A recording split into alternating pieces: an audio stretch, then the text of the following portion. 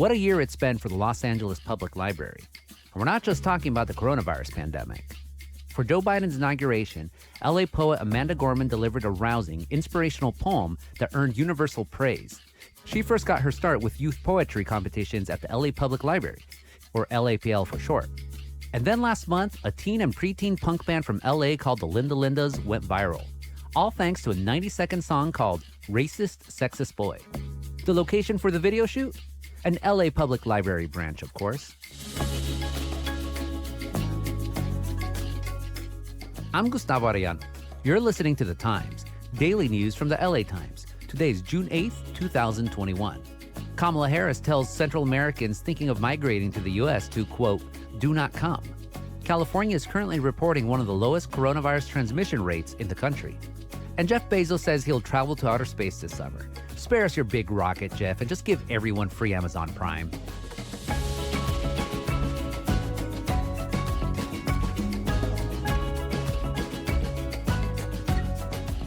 It's not just book stacks and microfilm anymore. LAPL is changing the very idea of what a library is, and bookworms the world over are paying attention. Just ask my fellow LA Times columnist and proud Angelina, Patt Morrison. The world takes out library cards for Los Angeles, so it can sign on to the library site. Angelinos need to respect the fact that the world cherishes our library, and we need to embrace it in turn. We'll hear more from Pat on the birth of the city's modern library system. But first, we'll talk to LA librarian Kevin Awakuni about how the LAPL fostered an innovative space for creatives like the Linda Lindas to go big.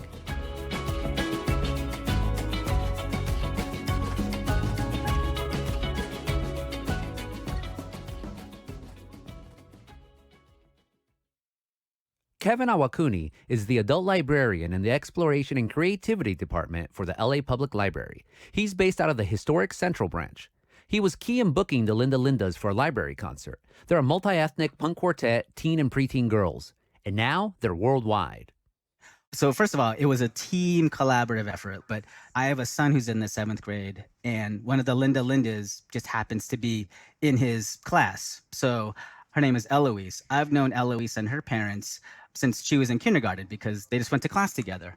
And when I moved into this position, since I had a relationship with Eloise and the parents, we just all worked very collaboratively to kind of put this mini concert together. And since the Linda Linders were all such heavy library users, we thought it would be super cool and, kind of edgy to have like this all-girl punk band, rock out in a library.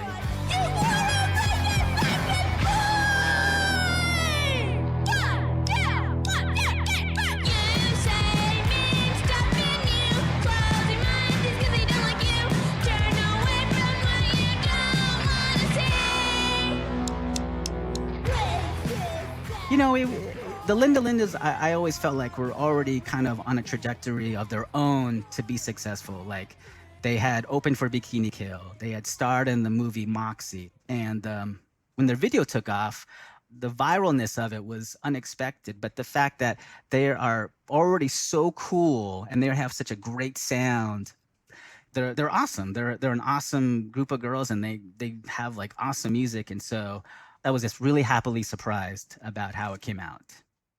It also gave the members, Eloise, Mila, Lucia, and Bella, a chance to give some love back to the LAPL. Here they are during a Q&A they recorded with Kevin and senior librarian Candace Mack. Right. You guys are all big library users, right? Yes. Yeah. I like to get 20 books at a time from the library, pick up from the Silver Lake Library. Okay. What about the others? Which library branches have you guys been going to? I live near the Silver Lake branch, so I can just walk over there and pick up my art. Lucia and I both use the same library. Yeah. I used to go to the South Pass one, but since it's not open right now. That's okay. You can come to LAPL. Yeah, We can get you a car. What do your bosses think about this viral moment? I mean, it's a lot to take in. I'm sure they love it. It's like, oh my God, here's this teen punk band getting all this attention. And by the way, it's also getting attention for the LA Public Library. We're always about just trying to promote all of the resources that we have. I feel like we're one of the few institutions where we don't ask anything. All we want to do is give things. Like there's nothing transactional. You come in and you can take as much as the limits allow you to take. Like we're always constantly pushing that. But as far as like how the Lindas, and I think it's the most popular post that we've ever done in the short time that we've been on social media. I mean, it was crazy. We're trying to take it all in. Then the second most popular one, arguably, is in some ways as important, if not more, which is, and I loved it, was that tweet with Amanda Gorman, a picture of her when she was younger, how it started, and then her at the inauguration. How is it going? It was such a wholesome, beautiful tweet. And of course, that went crazy as well. Right, right. And Amanda Gorman is kind of a singular being also in and of herself. Like, along with the Lindas, like Amanda Gorman was always going to be successful, incredibly driven. And, we happen to provide a venue and an environment where, she could grow into her own being. But singularities, they're unique unto themselves. And I guess we're just really happy to be a part of their success in some small way. We will rise from the gold-limbed hills of the West. We will rise from the wind-swept Northeast, where our forefathers first realized revolution. We will rise from the lake-rimmed cities of the Midwestern states. We will rise from the sun-baked South. We will rebuild. And in case you need a reminder, here's LA poet Amanda Gorman, another LAPL alum, from her appearance at President Joe Biden's inauguration in January of this year. Will emerge battered and beautiful. When day comes, we step out of the shade, aflame and unafraid. The new dawn blooms as we free it. For there is always light, if only we're brave enough to see it, if only we're brave enough to be it. We're always just striving to, at least for our LA Made platform, the cultural streaming platform that the Lindas were on, we're always just looking to elevate voices, to underrepresented voices in Los Angeles. Like, we're always looking to promote people that should be heard. Again, it's about that idea of giving just a broad range of viewpoints. Just like as a branch librarian, what I would do, and someone would ask, what am I reading? And I would, just give several selections of books they may haven't read. And then sometimes I also feel like with those underrepresented voices, the best ones are always reminding people that, oh, that person is like me. Oh, you know what? I'm not alone with my thoughts. I'm not alone with my feelings. And the best stories and the best performances bring those out. I guess there was things about Amanda Gorman and the Lindas in particular that people just really resonated with. And it kind of spoke to that idea of those thoughts that I've had, those feelings that I've had. I'm not alone with them. You're a typical librarian. You're beyond humble. Come on, let's speak up to LA Public Library. Why are you folks so amazing and magnificent? We do like a crazy amount of things. Like I said, we do the Maker Fair where we bring in all the different makers and they come into Central Library. We do a Your Author series where we highlight different authors every week and give them a platform to also speak. So many of the library employees, when the COVID situation happened, went into disaster service work. So a lot of them went into contact tracing. A lot of them ran the meals hotline, vaccination information. So like there's really no end to the amount of things that the library kind of is constantly innovating to kind of push and just trying to be a good public service to the community of Los Angeles, to the city of Los Angeles, just trying to do the most, trying to help as many people as we can, trying to be as fun and creative and weird and just being there for people. And as we're opening up all the different libraries, it's been really gratifying to just see all the patrons have it be integrated as part of their life again. Thank you so much for this interview, Kevin. Sure. Thank you so much for having me.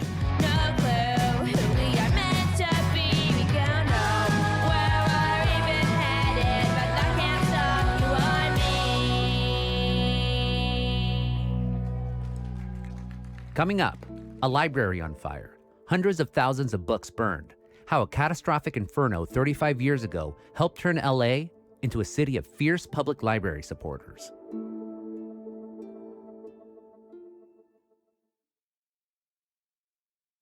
There are many symbols of Los Angeles that are known worldwide, but one of the more unsung ones is the LA Public Library.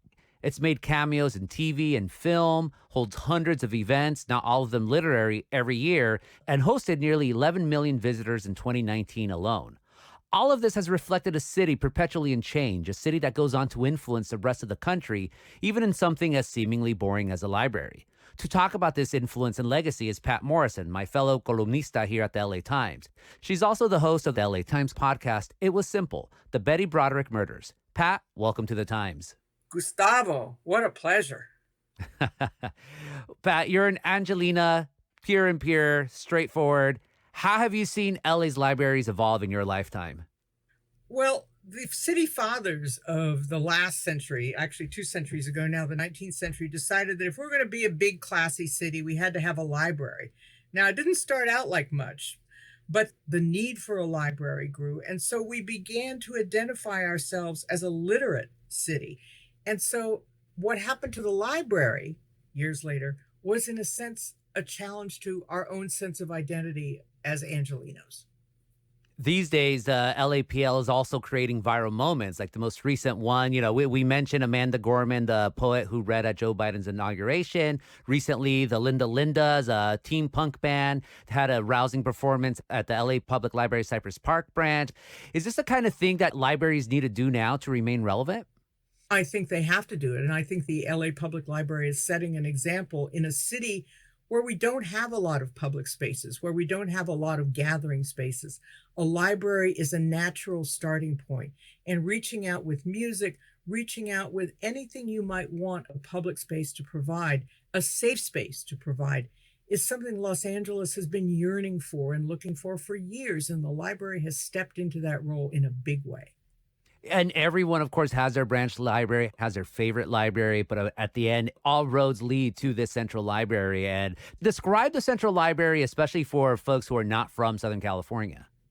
The Central Library in the heart of downtown Los Angeles is a kind of weird-looking, almost Egyptian-looking building that was designed by a man named Bertram Goodhue, who also designed, his other claim to fame, the legislature in Nebraska.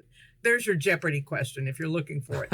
And so you have this library with its gold mosaic pyramid at the top, symbolizing the knowledge that you would find in the building below. I get excited just talking about it now. Yeah, this mishmash of styles, very LA in its own way.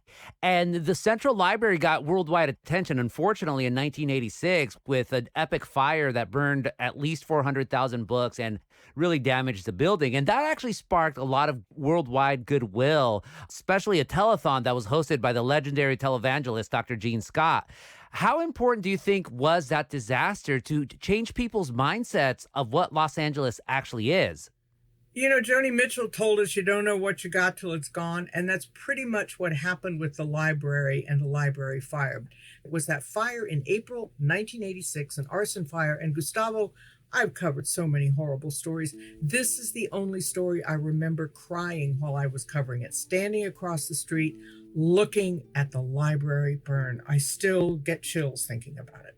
The fact that it was an arson fire, it wasn't an accidental fire, that someone would burn a library. And embedded in our history, we know that burning libraries, it's like burning your culture. It happened in Alexandria with the library there. It happened in World War I when the Germans burned the library at Louvain.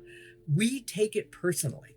And that's what happened with Los Angeles. We thought, do we really want to be the kind of city that sees its library burning and says, meh, we can just move on from here?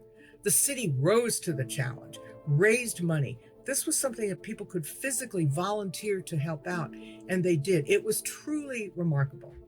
How do you think it changed LA's conception of itself? I think it showed Los Angeles that the city does matter to us, that our sense of identity is invested in parts of the physical city, at least, and that we as Angelinos can do something individually. Little kids donated money. Corporate leaders stepped in and said, we're going to help out as well. And I think that made a difference because you saw your neighbor saying, I want to do something about that. And you felt that you wanted to do something too.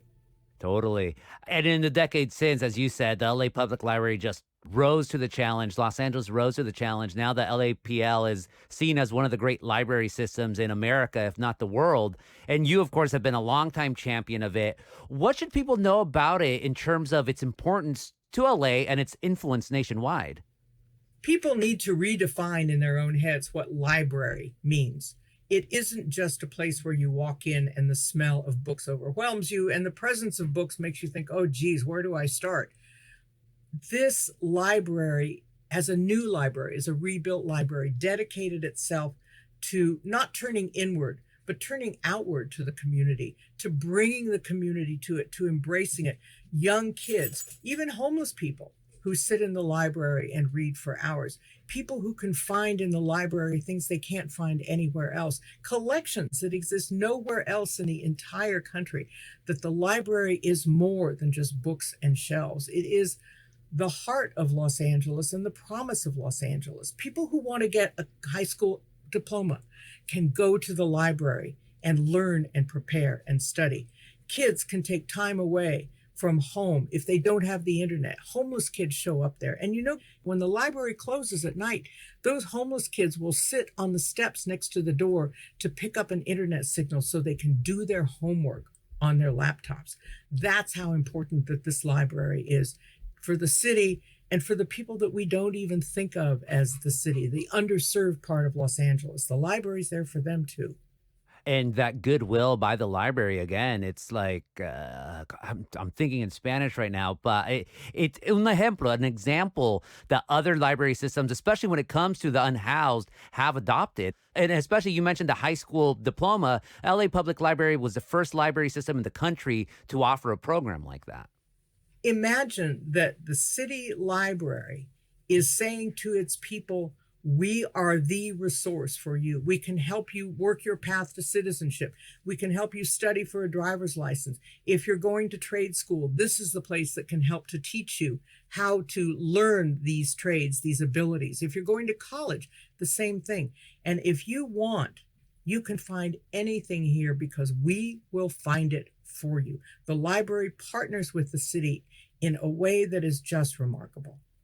The library is the heart and soul and also the nervous system of a region.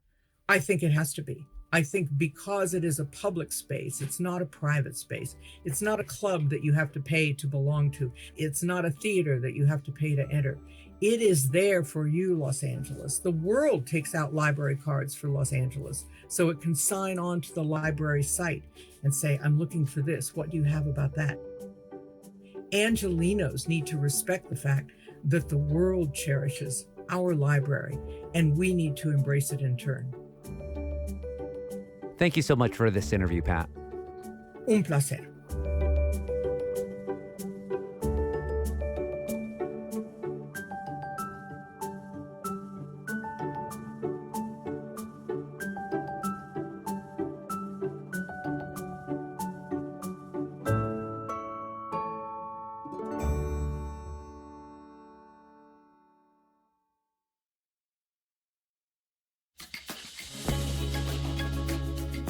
And that's it for this episode of The Times, daily news from the LA Times. Our show is produced by Shannon Lin, Stephen A. Cuevas, and Denise Guerra. Our executive producer is Abby Fentress-Swanson. Our engineer is Mario Diaz. Our editors are Shawnee Hilton and Julia Turner. And our theme music is by Andrew Eapen. And special thanks to the LA Public Library for allowing us to use the interview with the Linda Lindas and just for being awesome. Tomorrow, the State of Pride 2021 with two caretakers of LGBTQ history and culture. I'm Gustavo Arellano. We'll be back tomorrow with all the news and desmadre. Gracias.